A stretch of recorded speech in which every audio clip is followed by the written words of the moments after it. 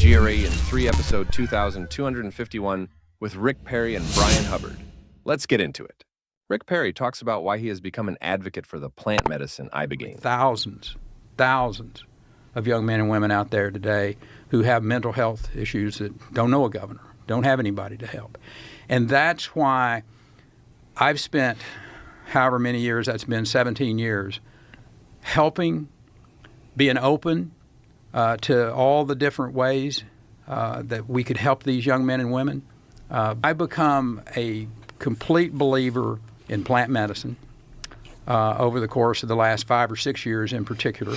And the compound Ibogaine, Ibogaine, that most people never heard of before. That's good and bad because it doesn't have a bad rap because nobody's heard of it before.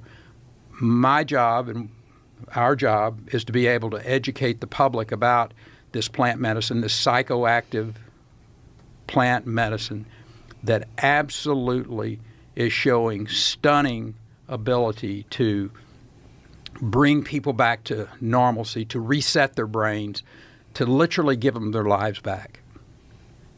I've made the decision that that's what I'm going to do for the rest of my however many years I got left. Hubbard tells Joe about an Ibogaine study showing miraculous results.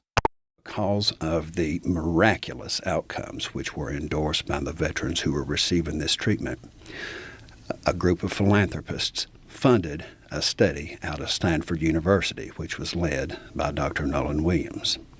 And over the course of several years, a cohort of 30 veterans were evaluated before and after Ibogaine treatment. Because of veterans who had been on the verge of suicide, who had been paralyzed by symptomatology associated with profound anxiety, profound depression.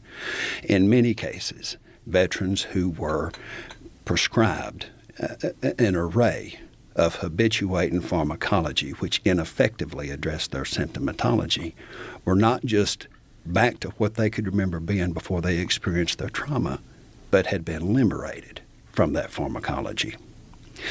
The results of that study are nothing short of miraculous. Hubbard explains why Ibogaine is such an effective treatment for addiction. Addiction currently, you have two pathways. One is abstinence only, and the other is what's called medication for opioid use disorder, or what I refer to as opioid maintenance treatment. Outcomes associated with abstinence treatment are essentially a rate of success of 7%. And the reason for that is because it takes the brain 18 months of complete abstinence from opioids to recover its own individual dopamine and serotonin production. You have to be completely abstinent for 18 months before the brain begins to heal. Ibogaine shortens that to 48 hours. That's it for this episode. Leave a comment and let me know what you thought, and if you haven't yet, like the video, and subscribe to the channel so you don't miss the latest JRE in 3.